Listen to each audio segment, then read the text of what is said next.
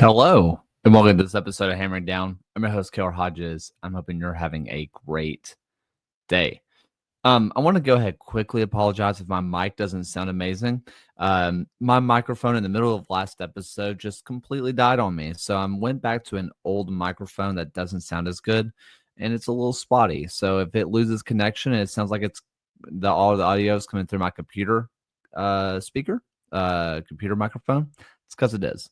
Hopefully, it won't do that. Hopefully, it'll survive, and hopefully, you don't notice too big of a difference. So, in this episode, we're going to do our first half as we're going to talk about the stadium. We're going to talk about Protective Stadium. We're going to have the conversation, and then we're going to go to a film study. If you're a YouTube watcher, the first half of this is going to be the stadium, and then there's going to be a second video with this same intro that is going to be the film study. So they will be two completely separate videos. And then if you're podcast, this is all one thing. So again, if you are watching the film study, this is the same intro as the stadium intro. So that's going to stay the same. So without further ado, let's go ahead and get into this episode. All right, so let's talk about the Rhode Island FC match. It ends up in a 1-1 draw, both goals scored in the first half. And I will say this, I don't know if Legion earned 3 points in this match. I think the second half was pretty dominant Legion, while the first half was, well, I wouldn't even say dominant Rhode Island. It was just kind of abysmal Legion. The midfield performance was rough. That said, I thought that Turnbull and Tyler Pasher were outstanding in this match. Absolutely outstanding in this match. I thought Damas had a solid match as well. And the thing is that what they needed from Damas, which is kind of like that drop in deep, be a connector, he's not really that kind of player. He can, but he's not that kind of player. But with the midfield issues that Legion were having in this match, Damas was not the solution. I think there's a world where, and I believe it was Sacramento, where they brought in Enzo to come up top, and he was kind of coming in and being that connecting guy, which I could see working in this match, honestly. I think that it could have been a solution. But you also don't want to take off Damas, who just scored, and I think that he was a great fit. Trejo came in the second half, and I think it really livened things up. I think you saw what Trejo does bring to this team. But just in general, the midfield was just sloppy, just not connecting passes. The midfield press from Rhode Island was just absolutely eating this Birmingham team alive. The second half was a slightly different story. Very is a bit of an exaggeration. But with this, I wasn't able to go full deep dive into film like I normally do because CBS is very protective of their film. And so I can't quite grab snippets from CBS like I could ESPN. So because of that, I'm kind of beholden to what is publicly available. So there's a lot of moments that I wasn't able to get videos of. And I'm sorry about that. So I'm just kind of at the mercy of what the league has available. So with that, let's go ahead and get into this film study. And we're starting pretty early on into this match. And I think it really just kind of shows the sloppiness of what we've seen in this match. And this is a Fanwell Kavita moment.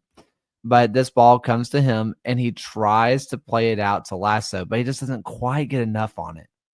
And obviously, Fanwell Kavita ends up leaving this match with a hamstring injury. We haven't heard much update on that, but it didn't look great in the moment. But it leads to a turnover where the back line and the midfield is not ready. So normally you would have Lasso kind of filling in this space at the top of the D, and it's just not there, right? Because this turnover left everybody out to dry a little bit. So with what I believe is that that's going to be Thiago Suarez kind of filling up that spot on the D. He's having to just kind of fill in space, doesn't quite pass it down, doesn't quite close it down, but luckily the shot goes wide of the post. This is the kind of issue Legion were suffering from all game long. Mistimed pass, easy counterattack, and it's a shot on goal because there's no one to break it up in the midfield because the midfield's out of position because of the bad pass.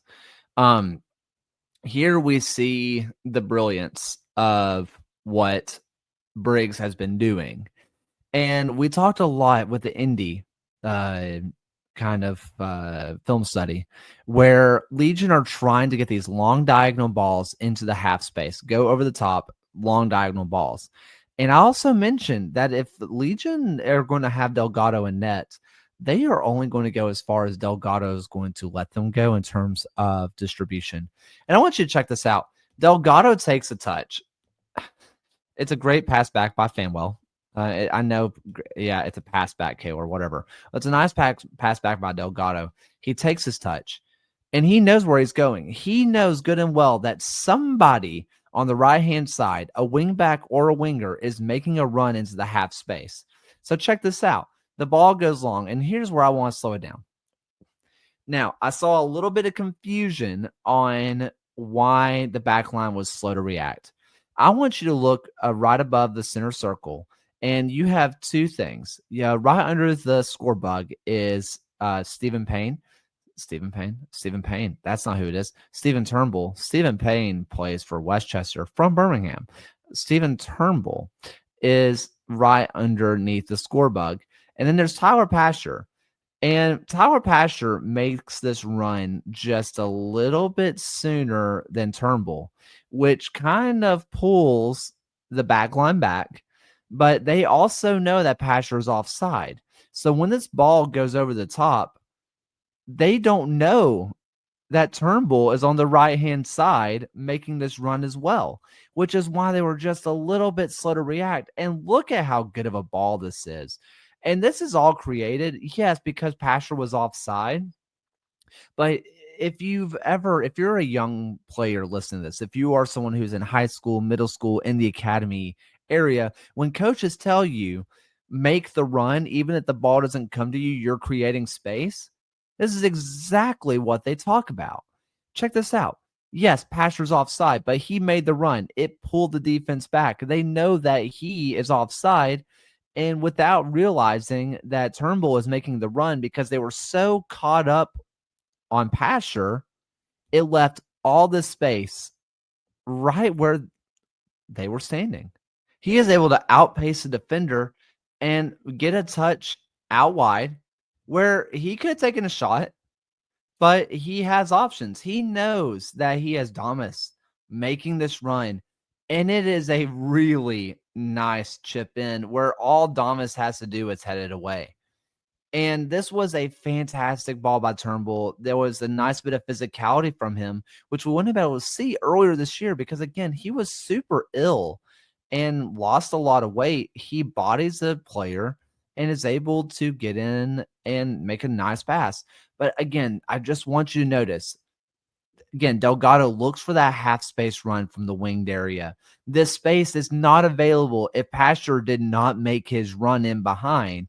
That space was created by Pasher. It was filled in by Turnbull, who's able to use his pace, to use his strength to win the ball forward.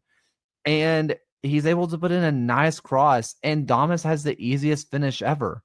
To me, this is just as much a Delgado's assist, but Turnbull does an amazing job. And what's not shown here is everybody went to celebrate with Turnbull, which was always fun to see. So here we have, again, where the midfield press and the really aggressive intercepting from Rhode Island comes into play. Rhode Island intercepts the ball, and it's an immediate counterattack. This is how Rhode Island was living all night long. And this is where we kind of see the issues of this Birmingham team kind of pop up. The ball is just kind of rotating around, and they're kind of in a set piece now. So, yes, the ball was given away cheaply. Let's not forget this. The ball was given away cheaply. These are the moments that were costing Legion all night long. However, I do want to applaud the defensive structure here, Because look, ball was lost. You have Turnbull over here. We have Lasso over here. You can see Fanuel Kavita at the right-hand side of your screen.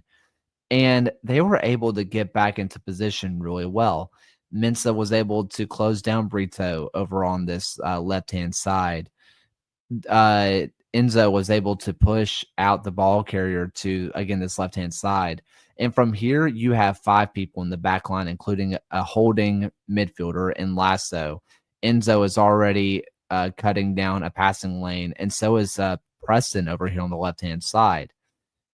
When this Legion team is transitioning well, even after a counterattack or after being counterattacked, when they can transition properly, they cut out any scoring chance that Rhode Island could possibly have. You did not see that earlier in this game, but look, this counterattack stalled out to absolute nothing.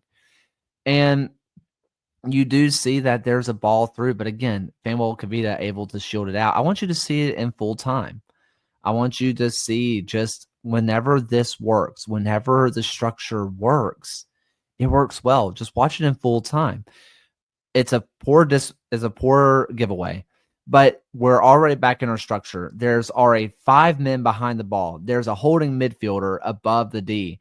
And now Rhode Island isn't able to outpace Legion and able to make one of those cutting balls into the box that were really causing Legion issues. It's the same ball we saw earlier. Now, we're going to see it later how it doesn't work whenever transitions are slow. But look, nobody's there. Yes, this ball comes through, but nothing comes of it. So let's check out when it doesn't work. And let's talk about why. Here you see pressing the ball is Enzo Martinez. Enzo Martinez has kind of been the pressing midfielder all season long. This is very normal. But whenever Enzo goes up, somebody has to take his place. Now, you would think it would be Lasso, which you see Lasso in the middle of the center circle right here. And this is all with relative. This is hindsight 2020. I get to have revisionist history. For me, I think that if I were Lasso, I think that you probably, and I'm going to have to go back to this. If I am Lasso, I'm seeing Enzo press. I'm probably moving to the center, to the center of the dot, right? And he does do that eventually. But where you see Enzo leave his space, somebody has to fill in that space. And that is Thiago Suarez. If you see Thiago Suarez, he's at the very bottom of the center circle here on the right-hand side. And he is having to leave his center back position and a long ball over the top. Again, transitions. We just saw a successful transition from Birmingham. This is an unsuccessful transition because somebody kind of left somewhere open that wasn't supposed to be. And it's a really nice ball. It just kind of skips up well. And this is where we saw earlier, Lasso was sitting at the front of the edge of the D. We already have 5 players behind the ball. Lasso is behind the play. If you look at where the referee is, he's on the left-hand side of the referee. When the transition was smooth and connected, Lasso was standing on top of the D. Instead, Suarez is having to run back because he was filling in the position of Enzo. Enzo was doing his job as a pressing midfielder. That's fine.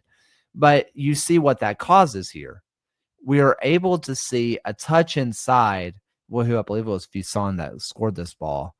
And he was able to get a shot off without any kind of real pressure. You can kind of maybe say AJ should have closed down a little bit harder, but I'm not really willing to do that. And let's be honest here, it's a nice finish. It's a really nice finish. But let's compare this transition moment, right? Let's watch this one in full speed to where we see, again, no one is on the center circle. The transition was sloppy. And it was because somebody didn't fill in a spot where they were supposed to. A long ball beats them. It's a goal. Compare that to earlier where you see here on this counterattacking opportunity, it was already cut off. There was nothing there, nothing available for Rhode Island. See, like this is when you see Lasso is already on top of the D. pause. When you have Enzo pushing over to this right-hand side, the left-hand side of the field for Brito, there's nowhere for it to go. That was a good transition. And what cost Legion here was a poor transition where everybody was all out of sorts. Suarez was filling in space like he was supposed to do, but that cost Legion. And that's what cost Legion this game. Now, here we have an interesting moment where Briggs has mentioned this idea of ruthlessness so many times, and Timothy Bellin has done a great write-up on this, and so read that on birminghamsports.net, and it's there.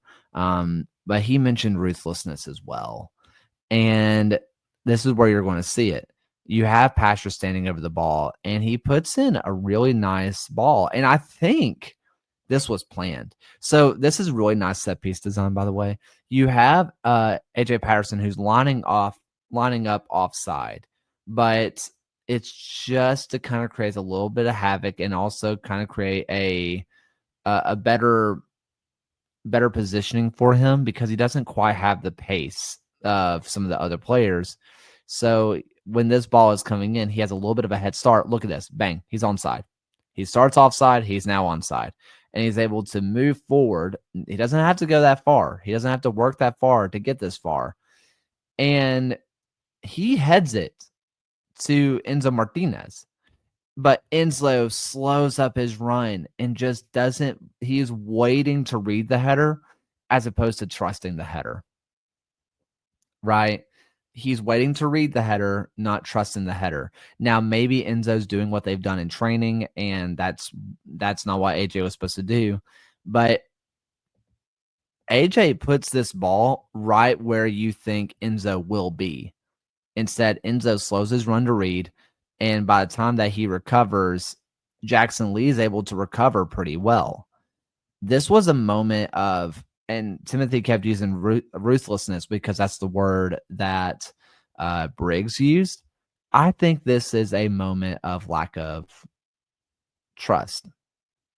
And that's not me saying that Enzo doesn't trust AJ. That's not what I'm saying. I'm not saying that Enzo thinks that AJ is a bad player. That's not what I'm saying. So don't get that twisted, please. What I am saying, though, is that look at where Enzo's run is going. AJ puts it right exactly where if Enzo just continues his momentum, it's a goal, man. It's a goal. And it's really clever set piece design. If this is the way that this was supposed to be done, if AJ, we're assuming AJ did his job correctly here, by the way. This is all just assuming that AJ did his job. That if Enzo just continues his run exactly how he was, it's a goal. It's a tap in. Instead, it's still a draw. Legion are still drawing. Here's a nice little moment that I really enjoyed. You see this nice little flick by Enzo. And again, this is not an Enzo bad pod.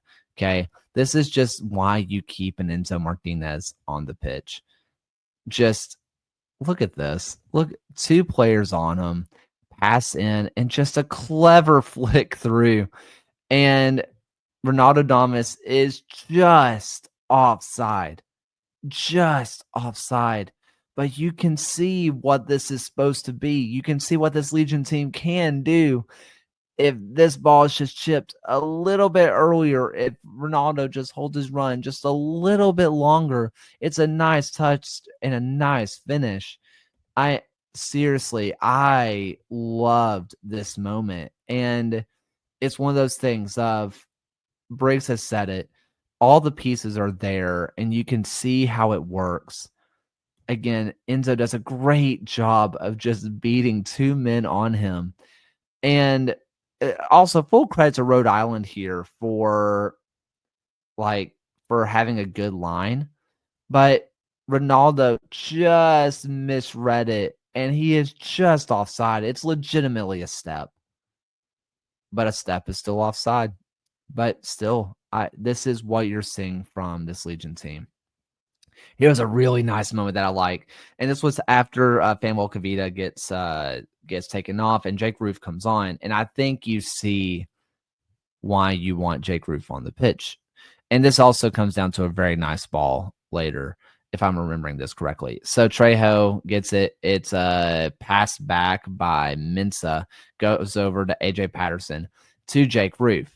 Jake Roof reads the field. He fakes one way, kind of bites the defender. And if you look, this is really hard to tell, but if you look at Jake Roof's body language, you can see that he's scanning the field just a little bit. And he knows, and we've talked about this, that long ball, the long diagonal ball over the top, he knows that's what he's looking for. And he sees it coming on this, coming over here, right? So if he plays this ball to Thiago, and this is where you can see it, Jake Roof is already seeing this ball happen, but he knows he doesn't have the best chance on it. He then goes out to AJ, where watch Lasso here. Lasso's in the center of the circle. Check this out. Lasso immediately points, play the ball. Play the ball. One touch, bang. And it's Tyler Pasher onside. And it's a wonderful run. But again, this doesn't happen without Jake also reading the defense, right? AJ's here. Jake sees it. He sees where he's supposed to be. He fakes it, sees the run happening. AJ looks his head up. Lasso's pointing. Everybody sees the run. And this is what we're talking about, these long diagonal balls into half spaces. And Tyler Pasher's there. And let's be honest here. This is just an amazing save by Jackson Lee. If this is not for save of the week, it should be.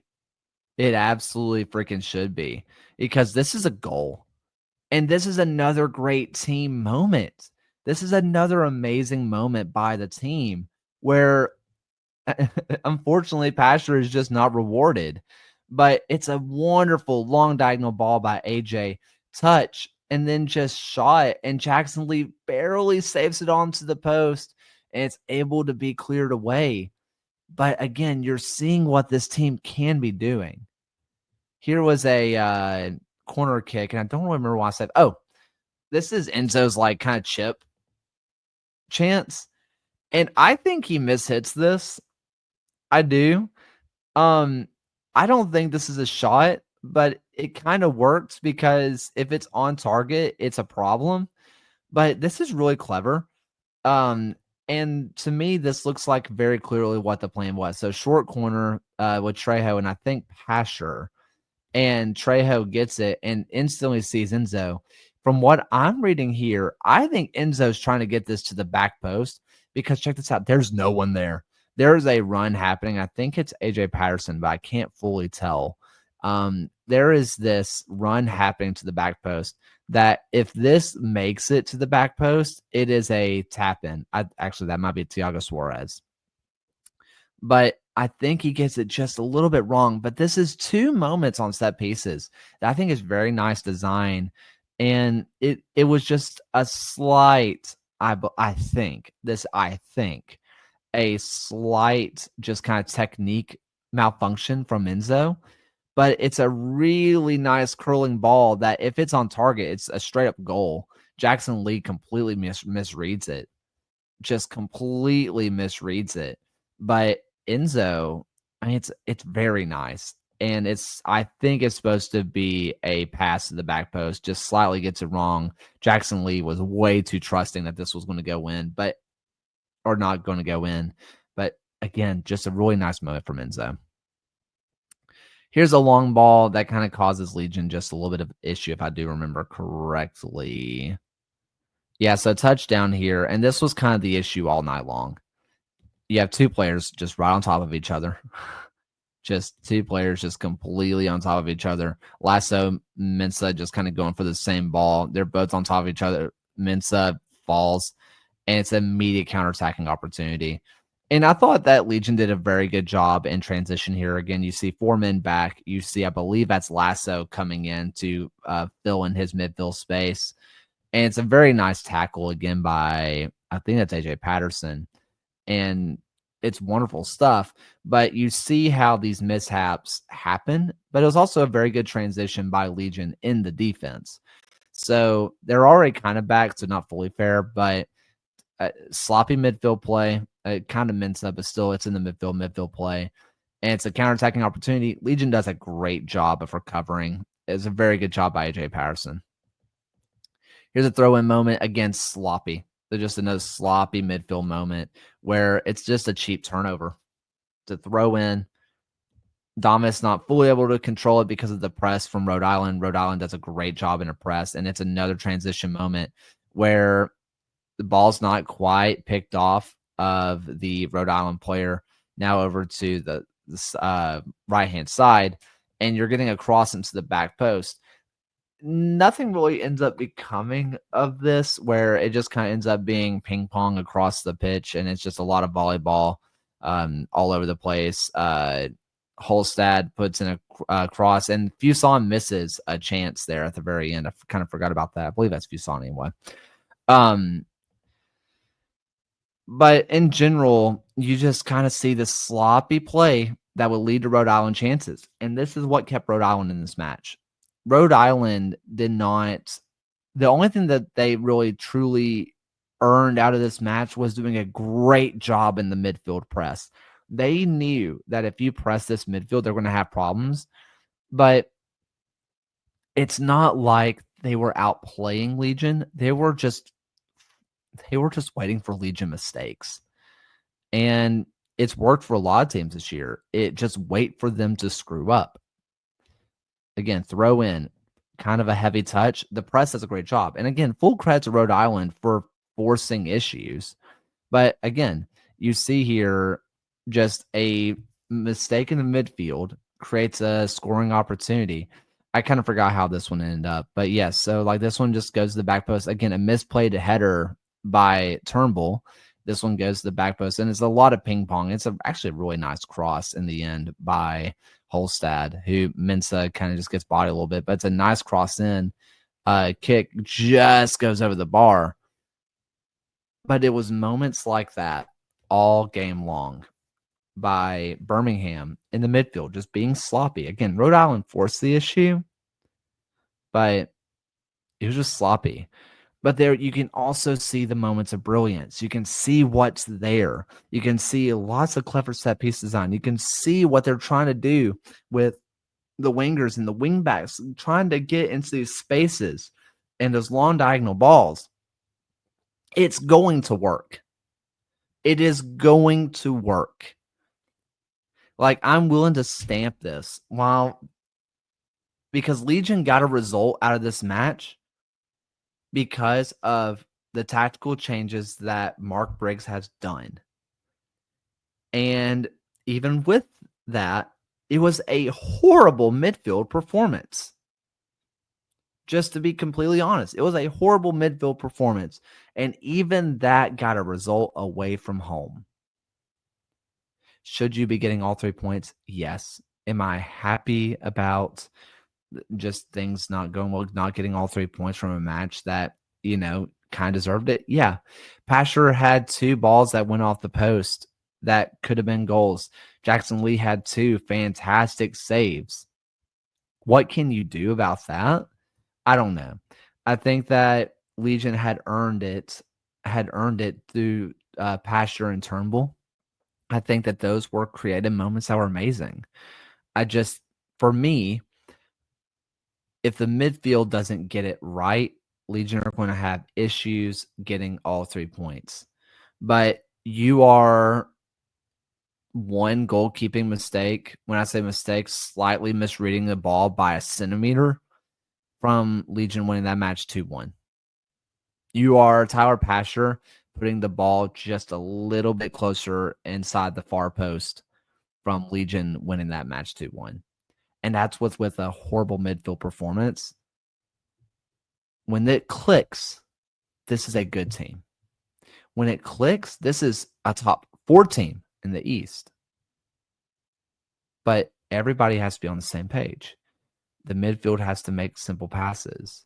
The back line has to transition adequately. We saw it all in this match. You saw the back line transition positively. So it's not like they're unable. You saw those long diagonal balls that Briggs wants. and it worked. But you also saw sloppiness, which Briggs has talked about since the day he got here. What's it going to take to fix it? Buy in or tear it apart at the end of the season. But if they can get most of these players bought in, this is a playoff team. If everybody buys in, I can guarantee you they are going to be competing for a home playoff spot. Thank you all so much for watching. I appreciate you all. Thank you. And thank you for watching this film study. And if you watch the stadium video, thank you for watching that as well. If you're a podcast player, I really appreciate you so much. Till next time, guys. Keep hammering on.